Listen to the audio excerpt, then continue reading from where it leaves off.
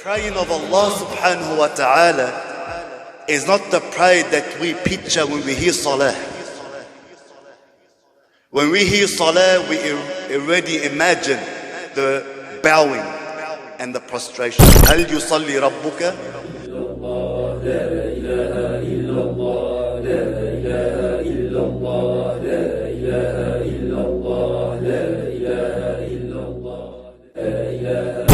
When they asked Sayyidina Muhammad sallallahu alayhi wa sallam, where was Allah before the creation, before the throne, before the heavens? A beautiful answer, a perfect answer. When he said, كَانَ اللَّهُ وَلَمْ يَكُنْ شَيْءٌ غَيْرُ. That Allah was as He is before the creation. He said, كَيْفَ يُصَلِّي رَبُّنَا سُبْحَانَهُ وَتَعَالَى. We are in the month of Sha'ban, a beautiful month within the lunar calendar, known as the Hijrah calendar. A month which is known to be the month of your beloved Muhammad sallallahu alayhi wa sallam, as we derive from a hadith that Sayyidina Muhammad said sallallahu alayhi wa sallam, شهر شعبان شهري. The month of Sha'ban is my month, the month of Sayyidina Muhammad sallallahu alayhi wa sallam. And the month of Ramadan is the month for my nation. Let us focus on this blessed month, the month of Sha'ban. Many events took place in this blessed month. One of them is the change of direction from the house in Palestine to the house of Allah in Mecca. And one of our favorite events that took place in this month. In this month, Allah Azza wa Jal sent down a blessed verse which has a universal message in it for the nation, for the followers of the final messenger, Muhammad ibn Abdullah sallallahu alayhi wa sallam. And that is,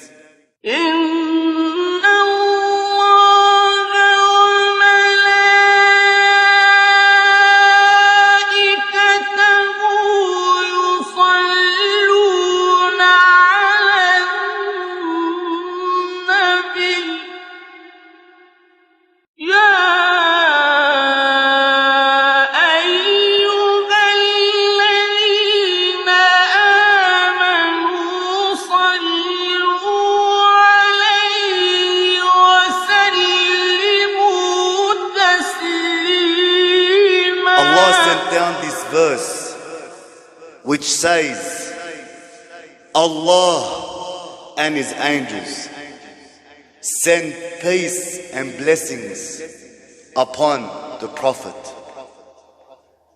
And this Prophet that is mentioned, إِنَّ اللَّهَ وَمَلَائِكَتَهُ يُصَلُّونَ عَلَى النَّبِيِّ, singular. It's not anbiya, it's not plural, it's singular, specified for a special prophet, and that is Sayyidina Muhammad sallallahu alayhi wa sallam. Now the order comes in.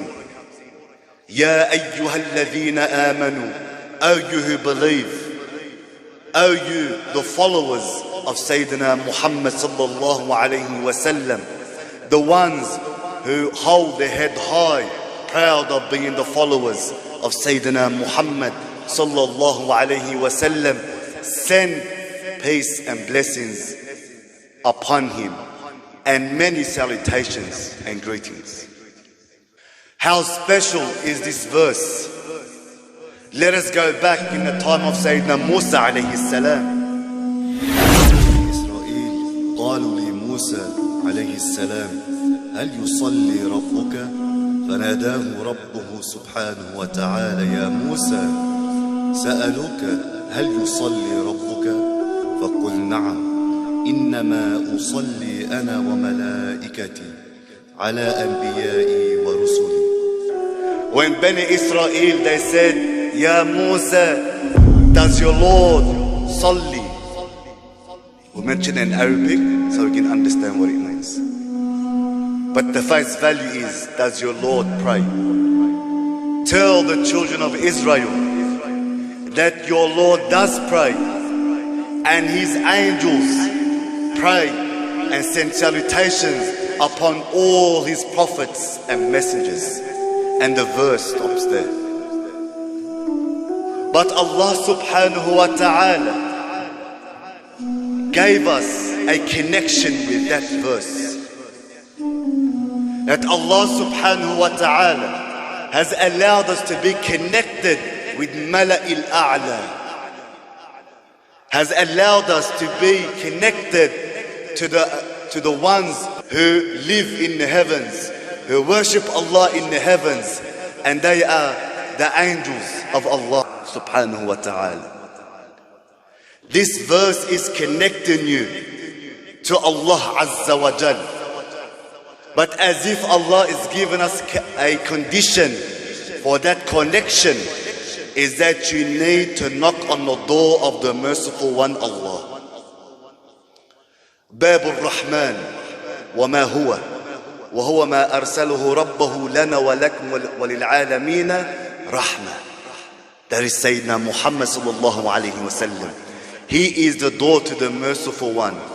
He is the one that Allah has sent him, not just to me and you and mankind and the inhabitants of the earth, but even for the inhabitants of the heavens, as a mercy to all creation. Make your salawat upon Sayyidina Rasulullah abundantly. Increase your praising upon the Prophet Muhammad sallallahu alayhi wa sallam. And it is said, كيف يصلي ربنا سبحانه وتعالى كما قال سيدنا عبد الله بن عباس صلاة ربي ثناء على أنبيائه. أي يعني سبقت رحمتي غضبي.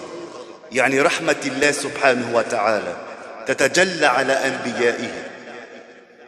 والصلاة الملائكة استغفار لهم ولنا. That the praying of Allah subhanahu wa ta'ala is not the prayer that we picture when we hear salah. When we hear salah, we already imagine the bowing and the prostration. But if we realize something in the Quran linguistically, when Allah wants to specify the action of the prayer which has movement in it, He says, فَسَبِّحْ بِحَمْدِ رَبِّكَ وَكُنْ مِنَ السَّاجِدِينَ. When Allah subhanahu wa ta'ala said to our beloved Maryam, Mary, the mother of Jesus, be with the ones who bow and prostrate to Allah subhanahu wa ta'ala. So Allah subhanahu wa ta'ala specifies the action of salat with bowing and prostrating when He mentions it in the Quran. فَاسْجُدُوا لِلرَّحْمَنِ. Prostrate to the merciful one. But when Allah says يُصَلِّي أي صِلَةً يَصِلْ الْعَبْدُ مَعَ الرَّبِّ. That the salah here is not salah مع الحركات. It's salah من القرب وللقرب. That it's ittisal. It's a connection. That the salah here linguistically in the Arabic language, its origin comes from the word dua. Salah, salli. That's its origin. Now why was the salat with ruku' and bowing given that characteristic, like the dua when you beseech Allah Azza wa Jal? Because they both signify the connection with Allah Azza wa Jal. They both signify the connection with Allah subhanahu wa ta'ala. Linguistically, sallu does not mean the actual bowing and prostrating. They were added to that action of worship which Allah subhanahu wa ta'ala ja'alaha sila baynahu wa bayna ibadihi. That when He introduced the bowing and prostration as a worship to Him, signifying the closeness that you will have with Allah subhanahu wa ta'ala. Genuinely, the followers of the messengers of the past would besiege Allah with dua. That was their salah. In the time of Sayyidina Isa ibn Maryam, it was introduced. In the time of Jesus, the son of Mary, the form of prostration and bowing was introduced to them, as if it was signifying that they are the ones, they are the door that will open up to the realm of the nation of Sayyidina Rasulullah, who will be known for their bowing and prostration. We haven't got much time to go in its science and so forth. I was asked a question today before I came, and I won't be long, we'll finish on this, that some people who don't know Arabic, like the people of Israel, asked Prophet Moses, how does your Lord pray? So they were trying to mock Sayyidina Musa alayhi salam, trying to make a mockery of Allah Azza wa Jal, because they are the ones who were saved by Prophet Moses. And then when Prophet Moses said that Allah has ordered us to go and fight a certain clan, they said, idhab. They said, go, anta wa rabbuk. They were just saved. They seen the speaking of the sea. They seen Pharaoh drown in front of their eyes. They seen the stick of Sayyidina Musa turn to a big python and swallow the illusions of the magicians. They seen all this. And straight away they turned a 180 turn. And they started to mock their prophet, Musa alayhi salam, and Aaron, Harun, to the point they started to mock Allah Azza wa Jal. They said to the point, does your Lord pray? And they're trying to signify that Allah is nothing to them, because they do the same thing. That's what they were trying to get at. So Allah subhanahu wa ta'ala clarified it for them and said, yes, but the salat of Allah, the prayer of Allah, is not in a form of movement or action or change. Our salat has changed. We changed from standing to bowing, from bowing to standing, from standing to prostrating, from prostrating to sitting, from sitting to prostrating, and then back and stand. Our salat is change and changing to get close to Allah, the one who does not change. لا يتغير سبحانه وتعالى. سبحان الذي يغير ولا يتغير. Glory be to the one who changes everything, but he does not change. When they asked Sayyidina Muhammad sallallahu alayhi wa sallam, where was Allah before the creation, before the throne, before the heavens? A beautiful answer, a perfect answer. When he said, كان الله ولم يكن شيء غيره.